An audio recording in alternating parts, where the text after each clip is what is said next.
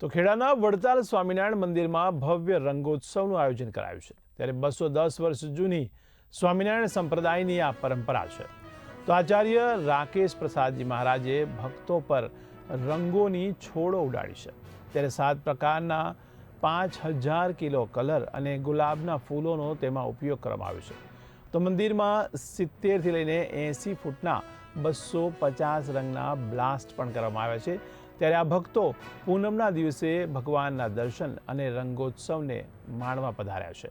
ત્યારે મહારાષ્ટ્ર, મધ્યપ્રદેશ, કચ્છ અને કાઠિયાવાડથી ભક્તો જોડાયા છે।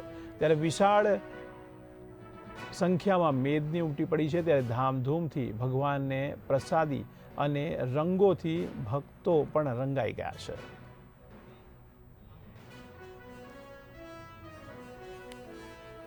તમારા સંવાદદાતા નિખિલ ભટ્ટ જોડાયા છે। हमारा संवाददाता प्रतीक भट्ट जोड़ाई गया है। जी प्रतीक, तो हाल वड़ताल में केवो माहौल है?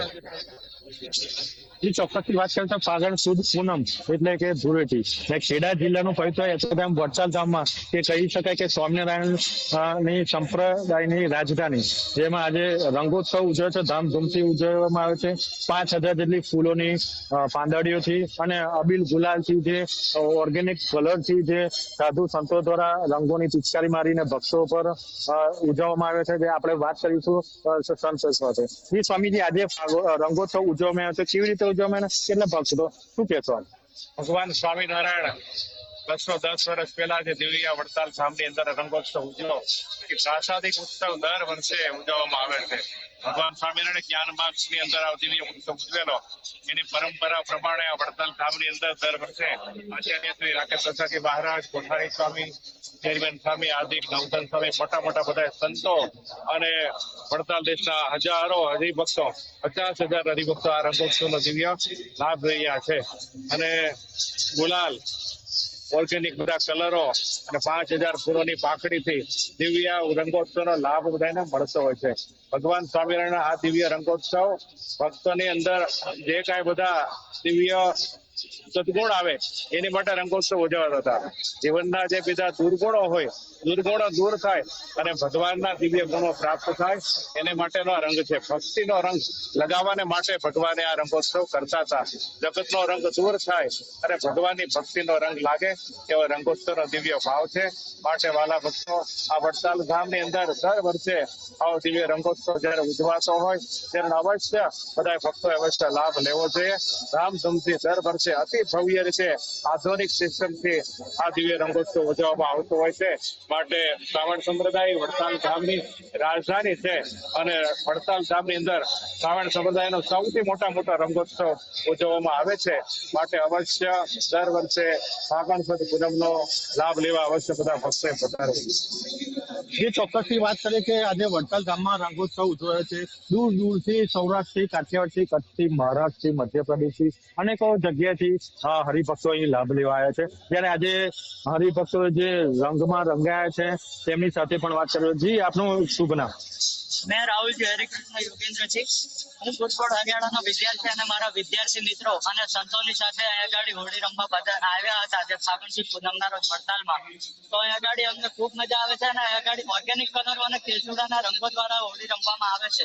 તો અહીંયા ગાડી અમને ખૂબ મજા આવે છે અને આવતા વર્ષે આપને પણ અહીંયા આવવા માટે મારો ખૂબ ભાવ છે, એથી કરીને આવતા વર્ષે આપણે પણ અહીં, તમે પણ અહીં પધારો, એ જ મારી વિનંતી છે। અસ્તુ જય સ્વામિનારાયણ। બીજા પણ ભક્ત છે જે ભક્તિના રંગમાં રંગાયા છે।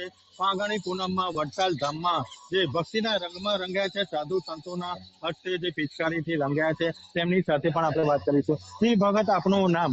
મારું નામ નિકેત પટેલ છે। અમે હરિયાણા ગુરુકુળના વિદ્યાર્થીઓ છીએ અને ઘણા વર્ષોથી અહીંયા ઉત્સવમાં આવે છે। સંતો ભક્તો મહારાજશ્રીની સાથે રંગોળીના રંગા છે, ઓર્ગેનિક કલર વાપરવામાં આવે છે અને અમે અમારા ગુરુકુળના 100 થી 150 વિદ્યાર્થીઓ તરીકે અમે દર વર્ષે અહીંયા રમવા આવીએ છીએ અને ખૂબ આનંદ આવે છે। તમે પણ બધા જોડાજો।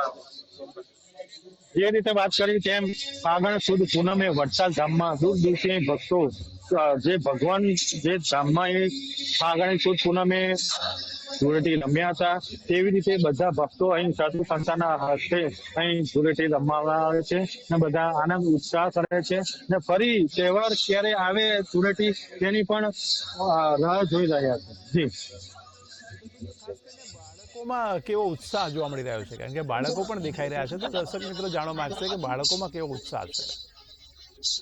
એ ચોક્કસથી વાત કરવામાં આવે તો બાળકોમાં પણ અનેરો આનંદ ઉત્સાહ જોવા મળે છે, કારણ કે જે કલર છે ફૂલોની પાંદડીઓથી રંગવામાં આવે છે, ઓર્ગેનિક કલરથી ભક્તોને રંગવામાં આવે છે કે જેનાથી શરીરને પણ કોઈ પણ જાતનું નુકસાન નથી થતું, અને પાણીની પણ જે 250 ફૂટ લાંબા પિચકારીઓથી જે ભક્તોને રંગવામાં આવે છે તેમને પણ ખૂબ આનંદ થાય છે કે સાધુ સંતો કે જે સ્વામિનારાયણ સંપ્રદાયમાં સાધુ સંતોનું ખૂબ જ મહત્વ છે, કે સાધુ સંતો જે એક ભગવાનનું એક સ્વરૂપ માનવામાં આવે છે, કે એમના હાથેથી જે પિચકારીથી જે રંગવામાં આવે છે ભક્તો દ્વારા ભક્તોને, તેમાંથી એમને ખૂબ આનંદ ઉત્સાહ થાય છે કે એમને એક અનોખો માહોલ જોવા મળે છે કે જાણે કે ભગવાન જ તેમની ઉપર અબીલ ગુલાલ ફૂલોની પાંદડીઓ અને પિચકારીઓથી રંગતા હોય તેવો એને અનુભૂતિ થતી હોય છે, તેથી તેમનામાં પણ ખૂબ જ અનેરો ઉત્સાહ જોવા મળી રહ્યો છે.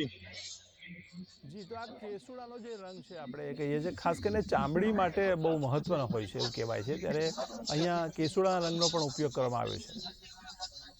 તેને લઈને શું એ ચોક્કસથી વાત કરીએ તો કેસુડાનો ફૂલ કે જેનું શરીર માટે પણ એ ફાયદાકારક છે, કોઈ ચામડીમાં પણ કોઈ પણ જાતના રોગ થતા નથી. આ ફાગણ મહિનામાં કેસુડાનું ખૂબ જ મહત્વ હોય છે, તેથી મંદિરમાં પણ કેસુડાના ફૂલોથી જ જે ભક્તોને સૌ પ્રથમ રંગવામાં આવ્યા હતા, કેસુડાના ફૂલોથી જ એમને ઉચ્ચારવામાં આવ્યા હતા, અને એમને આ જે રંગવામાં આવ્યા હતા કેસુડાના ફૂલ, પછી ઓર્ગેનિક કલરથી અને ફૂલોની પાંદડીઓથી રંગવામાં આવ્યા હતા. જી, તો ભગવાનને પણ કેવા પ્રકારનો શણગાર કરાયો છે તે ચોક્કસથી જાણવા માંગશે.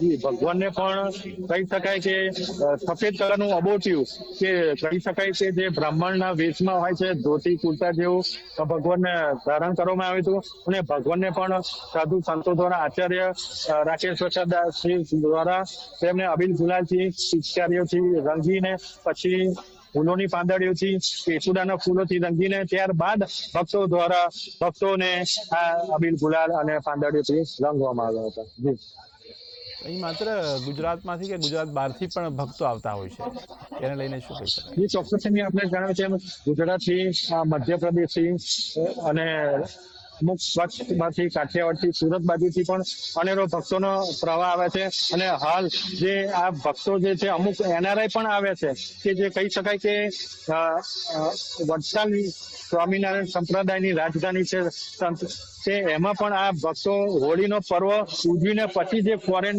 પાછા જતા હોય છે. જી, તો મહિલાઓમાં કેવો ઉત્સાહ જોવા મળી રહ્યો છે? મહિલાઓમાં પણ કહી શકાય કે જે આ અનેરો ઉત્સાહ, મેં આપને જણાવ્યું તેમ કે સાધુ સંતોથી આ રંગી છે, તેથી એમને એવું લાગે છે કે ભગવાનને જ આ પિચકારી મારી રહ્યા હોય તેમ એમના પણ અનેરો ઉત્સાહ છે, કે જાણે કે આ ભગવાનના હાથે જ રંગમાં, ભક્તિના રંગમાં રંગાઈ રહ્યા હોય છે, તે રીતે એમને પણ એક ઉત્સાહ અનેરો જોવા મળી રહ્યો છે. જી, તેના સ્થાનિકોનું આ બાબતે શું કહેવું છે?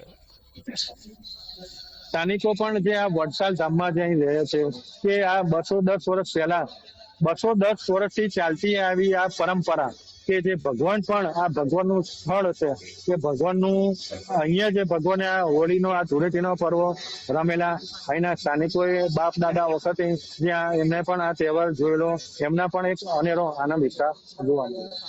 સાથે વાત કરી શકાય એમ છે?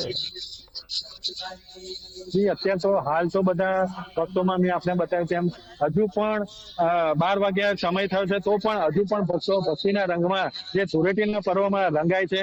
જેમ જેમ બધા આનંદ ઉત્સાહથી થાકે છે, તેમ ધીમે ધીમે હરિમંડપમાંથી બહાર આવતા હોય છે. જી, આની શરૂઆત ક્યારે થતી હોય છે ને કેટલા વાગે પૂર્ણ થતું હોય છે? જી, ચોક્કસથી વાત કરું તો સવારે 7:30 ભજન કીર્તન થાય છે, પછી જે સત્સંગ કરવામાં આવે છે, સ્વામીઓ દ્વારા વાર્તાલાપ કરવામાં આવે છે, અને પછી જે 10 વાગે આરતી થાય છે, મહાઆરતી કરવામાં આવે છે આચાર્ય પ્રકાશ રાકેશ પ્રસાદ દ્વારા, આચાર્ય સાધુ સંતો દ્વારા. ત્યારબાદ કેસુડાના ફૂલ, ગુલાબની પાંદડીઓ દ્વારા જે ભક્તો ઉપર ઉછાળવામાં આવે છે, ત્યારબાદ શુભ શરૂઆત થાય છે, અને 12-12:30 સુધીમાં આ સંપૂર્ણ કાર્યક્રમ પૂરો કરવામાં આવે છે. પ્રતિક, સમગ્ર માહિતી બદલ આપનો આભાર. તો ખેડાના વડતાલ સ્વામિનારાયણ મંદિરમાં ભવ્ય રંગોત્સવનું આયોજન કરવામાં આવતું હોય છે, ત્યારે 210 વર્ષ જૂની આ સ્વામિનારાયણ સંપ્રદાયની પરંપરા છે. ત્યારે આચાર્ય રાકેશ પ્રસાદજી મહારાજે ભક્તો પર રંગોની છોડો ઉડાડી છે. ત્યારે 7 પ્રકારના લગભગ 5000 કિલો કલર અને ગુલાબના ફૂલોનો ઉપયોગ કરાયો છે. ત્યારે મંદિરમાં 70થી 80 ફૂટના 250 જેટલા રંગોના બ્લાસ્ટ પણ કરાયા છે. ત્યારે ભક્તો પૂનમના દિવસે ભગવાનના દર્શન અને રંગોત્સવ માણતા હોય છે. તો મહારાષ્ટ્ર, મધ્યપ્રદેશ, કચ્છ અને કાઠિયાવાડથી પણ ભક્તો જોડાતા હોય છે. ત્યારે વિશાળ મેદની પણ અહીંયા ઉમટી પડી છે અને ભગવાનની પ્રસાદી એવા રંગોથી ભક્તો પણ રંગાઈ ગયા છે.